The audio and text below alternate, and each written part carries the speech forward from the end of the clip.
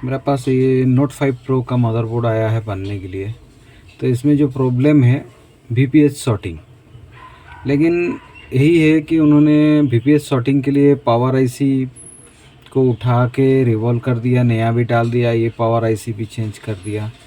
उसका बाद में नेटवर्क सेक्शन तरफ उन्होंने हाथ नहीं मारा है, पता चल रहा है बोर्ड को कंडीशन को देख के। और कहाँ पे हाथ मारा है एक बार देख। और इस साइड पे वीपीएच का शॉर्टिंग के लिए सीपीयू एमएमसी रिवॉल्व है, सीपीयू रिवॉल्व हुआ है, बस यही सब काम हुआ है। लेकिन जो है वीपीएच का शॉर्टिंग उनका हटा नहीं। अब जाहिर सा बात है कि वीपीएच का शॉर्टिंग हटाने में दिक्कत क्यों आता है, मैं पहले भी बताया था और आज भी इस वीडियो में बताने का पूरा फुल कोशिश करूँगा। एक बार मैं आपको शॉर्टिंग दिखा देता हूँ। तो पहले हम वीवेट पे चेक करके एक बार मैं दिखा देता हूँ। दोनों जगह पे देखना बहुत ज़रूरी है। अभी देखिए डायोड मोड पे रखा हुआ है मल्टीमीटर, और वीवेट पे आपको दिखा देता हूँ ताकि वीवेट से ही कुछ समझ में आए, क्योंकि ग्रुप में ज़्यादातर वीवेट का ही जिक्र होता है। ये देखिए, ये जो है रिवर्स वाइज और फॉरवर्ड वाइज 1000 प्लस या तो ओएल होना चाहिए। तो यहाँ पे देखिए 1000 प्लस का जगह में 660 है, मतलब वीवेट पे हाफ शॉर्टिंग दिखा रहा है। तो ये जो हाफ शॉर्टिंग होता है, तो वीवेट पे अगर हाफ शॉर्टिंग दिखा रहा है तो कहीं ना कहीं ये जाके फुल शॉर्टिंग में कन्वर्ट होता होगा। तो वीवेट को चेक करने से पहले हमारा मेन चीज़ होता है, जहाँ से सर्किट डायग्राम का असली गेम चालू होता है, वो है वीपीएच। तो जब तक हम वीपीएच को चेक नहीं करेंगे तब तक कंफर्म नहीं हो पाएंगे कि हमारा प्रॉब्लम जो है वो क्या है। तो यहाँ पे 2 पावर आईसी लगा है, क्वालकॉम का बोर्ड है, तो 2 पावर आईसी लगा है। तो इसमें एक में PM 660 है, तो और एक में PM 660 एल होना चाहिए जी। यहाँ पे पूरी परफेक्ट है, एल है। तो ये जो कन्फ्यूज़न है किस में क्या होगा और कौन सा एल होगा, कौन सा ए होगा, कौन सा बी होगा, सी होगा, और जितना पावर आईसी होगा उसमें रीडिंग क्या होना चाहिए। अगर ये सब के बारे में जानना चाहते हैं तो ऑनलाइन क्लास आप ज्वाइन कीजिए, फेमस A1 मोबाइल रिपेयरिंग का ऑनलाइन क्लास ज्वाइन कीजिए। उसमें से आपको बर्नियों के बारे में फुल डिटेल्स पूरा ज्ञान पता चल जाएगा कि कौन सा आईसी लगा होगा और उसमें नाम भी क्या, स्टार्टिंग का नाम जो है उसका बाद क्या आएगा। जैसे यहाँ पे 660 है वहाँ, और ये है 660 एल। तो ये जो 660 होता है ये फास्ट पावर होता है। तो ऑनलाइन क्लास में आपको ये चीज़ बताया जाता है, फास्ट पावर कौन सा आप नंबर पढ़ने के बाद ही खुद बता देंगे, ये फास्ट, ये सेकंड और ये थर्ड। तो यहाँ पे मैं आपको दिखा देता हूँ, ये होता है वीपीएच। तो यहाँ पे एक कैप को भी चेक करेंगे तब भी वीपीएच पता चलेगा। लेकिन देखिए यहाँ पे डायोड मोड पे है, तो यहाँ पे जो है 00 आ रहा है। तो यहाँ पे भी चेक कर देते हैं। देखिए यहाँ पे भी 00, और ये देखिए यहाँ पे 00। नोट 5 प्रो का बोर्ड है, यहाँ पे भी 00। ये जो कॉयल है वीपीएच कॉयल है, वहाँ पे 00 होने से ये जो है मेन है डायोड, इस पे भी 00। तो ये इस जगह पे अगर शॉर्टिंग है तो शॉर्टिंग कहाँ पे है उसको फाइंड करने के लिए हम पहले क्या करेंगे ना, वीपीएच को पहले रिमूव करेंगे। जब तक हम खुद वीपीएच को रिमूव नहीं करेंगे तब तक पता नहीं चलेगा शॉर्टिंग कहाँ पे है। या आईसी का साइड पे है, जो डीसी टू डीसी आईसी और फास्ट पावर दोनों का काम करता है, उस पे है, या आपका डायरेक्ट जो आईसी का आउटपुट पे है।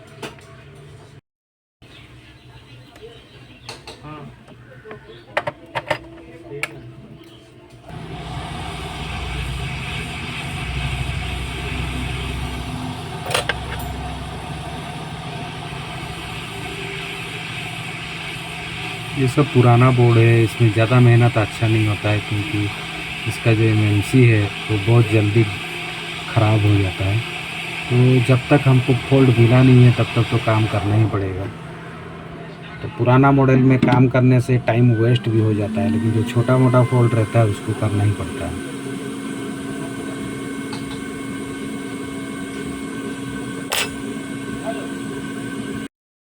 कॉयल को निकाल दिया और बोर्ड भी ठंडा हो गया है। तो बोर्ड ठंडा होने के बाद ही रीडिंग लिया जाता है, उसका पहले रीडिंग लेंगे तो दिक्कत होता है।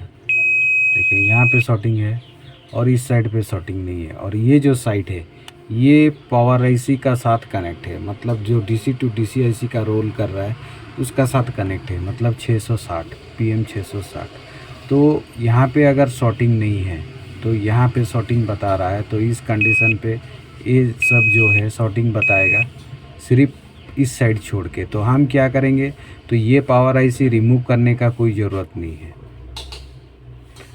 रिमूव करना पड़ेगा किसको ना, ये वाला पावर आईसी को, क्योंकि जो वीपीएच लाइन है अब यहाँ पे जा रहा है लेकिन यहाँ पे नहीं जा रहा है।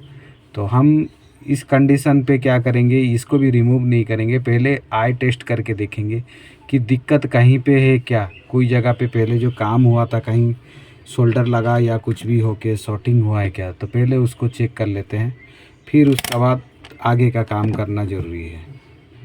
तो इस टाइप का कोई भी दिक्कत अगर नज़र आ जाए तो हमारा फॉल्ट जो है जल्दी फाइंड हो जाता है।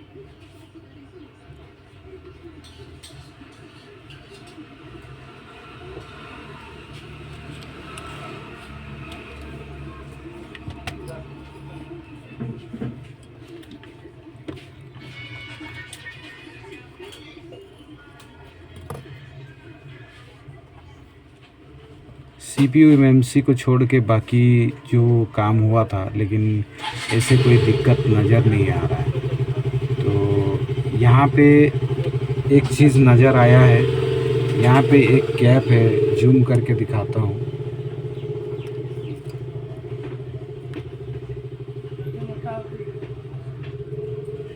एक चीज़ नज़र आया है जो यहाँ पे ये जो गैप है, यहाँ पे जब ग्राइंडर से काटा गया है, कटर से काटा गया है, तब ये कैप पे टच हुआ है।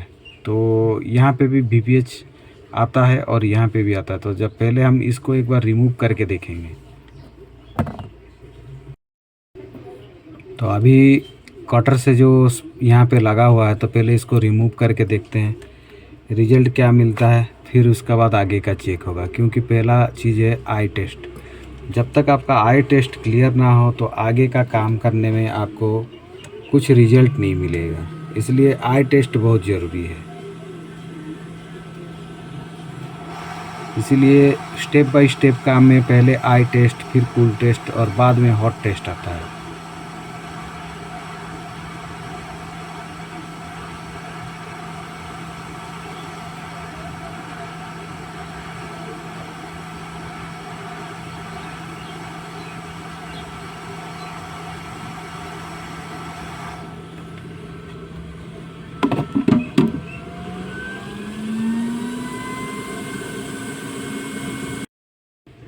तो अभी जो है डायोड मोड पे है, इसको एक बार बजर मोड कर देते हैं। और बजर मोड करके हम क्या करेंगे, जो कैप हम रिमूव किए, ये कैप में भी वीपीएच आता है, तो इसको चेक किए, यहाँ पे बजर नहीं बजा। तो ये जो कैप है यहाँ पे भी चेक कर लेते हैं। ये हो गया ग्राउंड, ये देखिए यहाँ पे बजर नहीं बजा। अगर इस जगह पे बजर नहीं बज रहा है तो अभी हम क्या करेंगे, इस साइड पे चेक करेंगे पहले, जहाँ पे हमारा वीपीएच पहले शॉर्टिंग दिखा रहा था,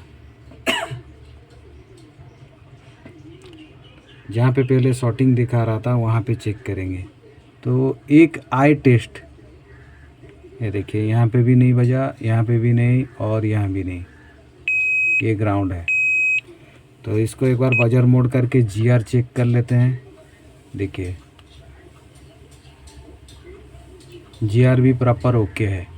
तो एक आई टेस्ट से एक मोबाइल जो है आराम से क्लियर हो सकता है।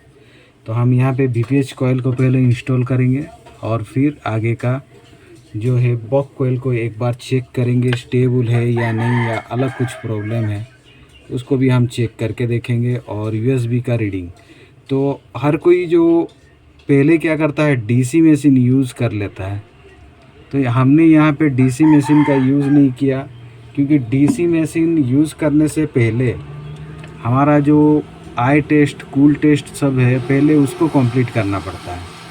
अगर हमको शॉर्टिंग नहीं मिलेगा और मल्टीमीटर में, और हमको शॉर्ट किलर यूज़ करने का टाइम नहीं आया है, तो उसका पहले हम यूज़ करके बोर्ड को ख़राब नहीं करना है। अगर आप स्टेप बाय स्टेप काम करेंगे तो शॉर्ट किलर इतना ज़रूरत नहीं पड़ता है।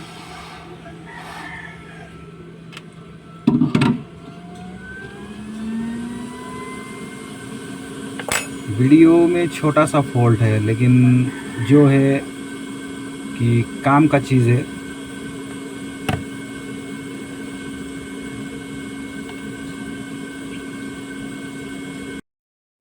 तो एक बार चेक करके पहले देख लेते हैं VPH का जो शॉर्टिंग था।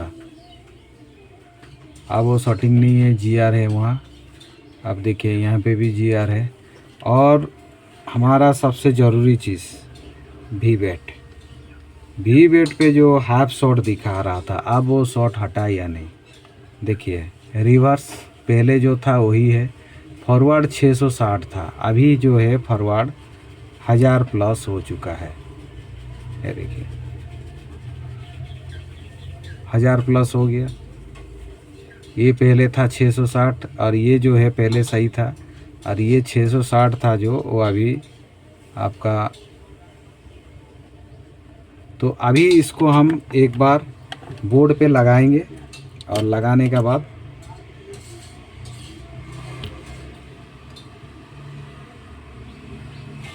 मतलब ये जो फोल्ड था सिर्फ छोटा सा फोल्ड था, बस उन्होंने ग्राइंडर से शायद इसको रिवॉल्व करने के बाद करने के लिए या कुछ भी के लिए किया है काम, या कुछ कारण के लिए बनने के लिए आया था। तो बाद में उसको सील्ड वगैरह पतरा खोलने का टाइम में हो कुछ भी हो जो कि डैमेज हो गया, वहाँ पे कैपेसिटर पे जो है थोड़ा सा दागी हो गया था, तो ग्राउंड का साथ कनेक्ट होके वो शॉर्ट हो गया था, मतलब कैपेसिटर अंदर से।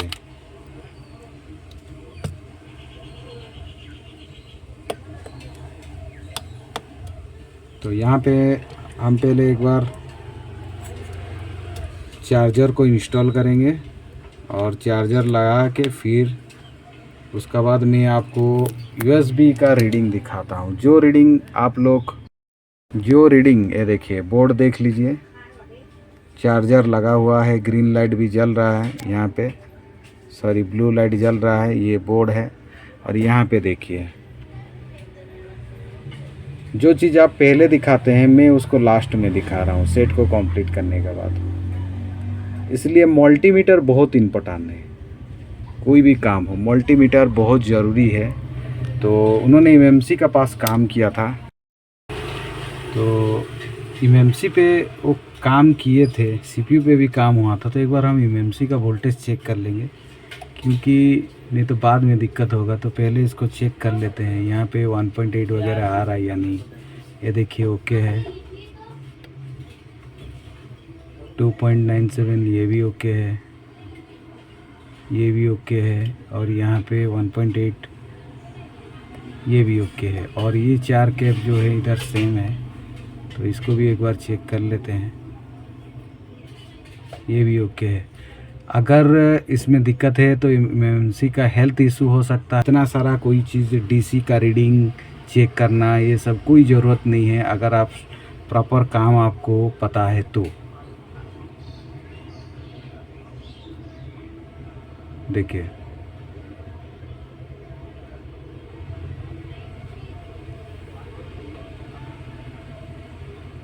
वोल्टेज जो है पूरा स्टेबल है, बस इसमें MMC का हेल्थ इशू हो सकता है, या तो इसका रैम में प्रॉब्लम हो सकता है। आप बोलेंगे इसमें रैम कहाँ, इसका MMC और रैम और रोम दोनों मिल के MMC ये है।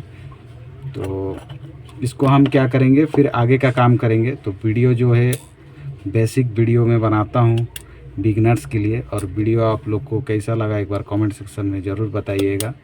और आगे का काम मेरे को चेक करना है।